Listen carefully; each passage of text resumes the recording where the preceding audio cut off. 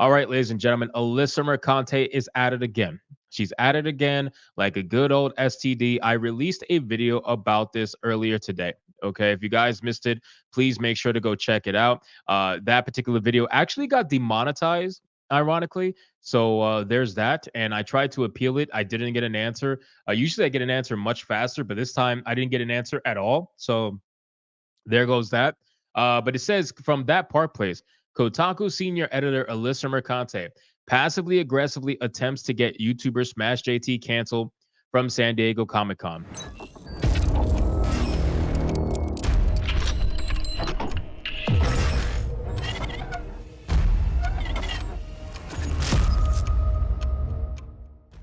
I don't know if this article goes over some of the comments. I'm sure it does.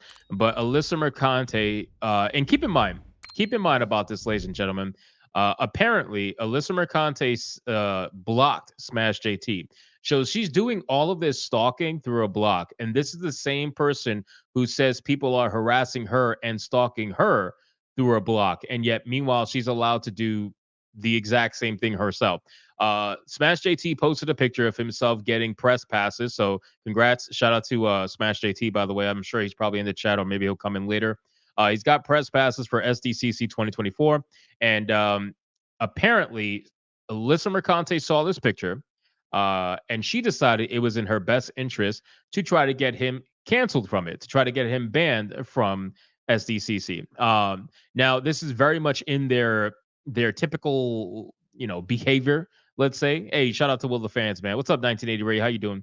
This is their typical behavior. But the funny thing is, like, you constantly talk about how you're being victimized by people who you supposedly block, and you're complaining about Elon Musk, like, oh, the block feature doesn't work. People could still stalk me. And yet here you are literally stalking this man who didn't even say anything about you.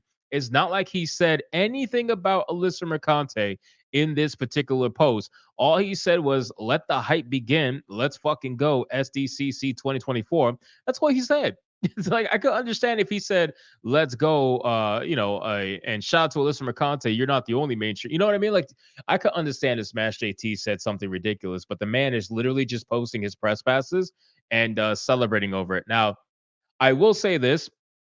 I don't know if Smash is watching, but I will say this. These people are so psychopathic that anytime you post stuff like this, I understand you're very hyped about it and you want to celebrate, and you should be allowed to. But just know that every time you post this stuff, you're going to have your haters trying to cancel you before you're even able to go. They're going to try to do everything and anything they possibly can to cancel you because they're freaking miserable. They're miserable, miserable people. Let me make this a little bigger on the screen. There we go. They're miserable people, and you don't necessarily want to give them that ammo. And she even tries to say in her tweet, look at this, hold on.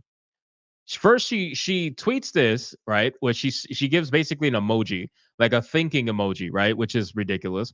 And then in the subsequent post, she adds, just hope that SDCC is aware of how many press folks attending the con this man has harassed and slandered.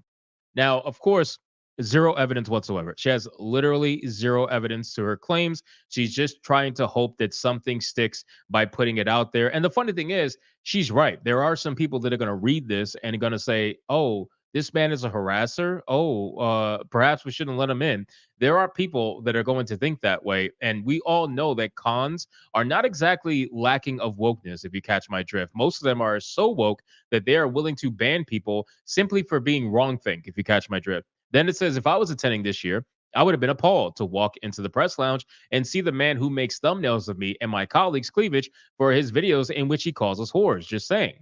Now, this particular comment, I I I don't know if I want to say she's not self-aware, because I feel like she is self-aware. I feel like this is a little bit of trolling. There's no way that you can complain about somebody making thumbnails of your cleavage, which again, I don't think he does that. The only time I've ever seen him do that was when you yourself posted pictures of your ass, So she says that, oh, they're making thumbnails and calling us whores. It's like, my guy, you literally called yourself a slut. Like, how many times?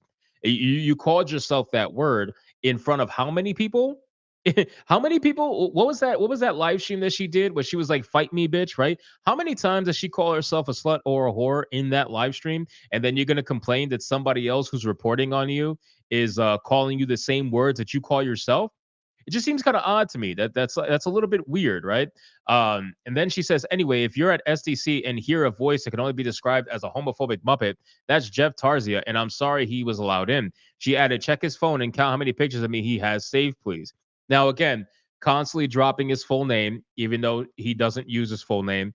She's doing this because it's a passive aggressive attempt and hoping that the right kind of people pick up that information and act on it. That's really what it is, right? So this is somebody who doesn't have the balls or the means or the funds to do what she wants to do herself. So she's putting out his full information out there in the hopes that people read it and either dox him further or, I don't know, attack him publicly or whatever the case may be. Now she's trying to make it uncomfortable for him to even go to a con in the first place. And it's a con, my guy. Like it's literally a convention. What is the big deal? Why do you need to make a con a battleground? Right? It's just kind of stupid. Mercante's actions are to a T how Vox they find defines a social justice warrior. Yeah, no, they definitely a social justice warrior. There is no doubt about that. I mean, look at this psychotic face. So Smash JT ended up making a response video. In case you guys missed it, you guys should definitely go check it out. But this is a snippet from it. It says clearly, Mercante is attempting to target Smash JT. She's pointing and shrieking at him in her social media posts, and she lies in them. As noted by Smash JT, Mercante repeatedly lies about him while attempting to cancel him. He writes, I have never called you a whore. That's LaBelle, Alyssa. The image you present to the public can and will be used against you. I've called you a former cam girl, just as you yourself refer to yourself here. And this is a snippet. This is a screenshot of her posting Alyssa Mercante, former cam girl. So again, like you can't, hey, Future Boy, what's up, brother? You cannot get upset that somebody else calls you the same words that you call yourself.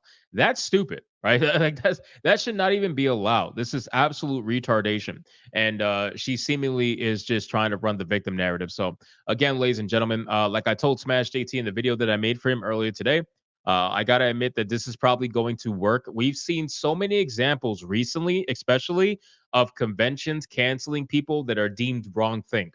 How many times does that happen, right? As much as some people may not like Ethan Van Sciver, they and Star Wars Girl all got banned from C2E2 for essentially wrong think. Actually, Star Wars Girl got banned for lack of diversity, which is insane. So it's probably going to work, unfortunately, but we'll see. Hopefully, it doesn't. And I think it'll be an epic win if he's able to go to the con. But what I will say is that chances are Alyssa Mercante has a bunch of simps that are absolutely ready to go fly out to SDCC and like fight Smash JT physically, including Johnny Boy. Like I just feel like that's a thing.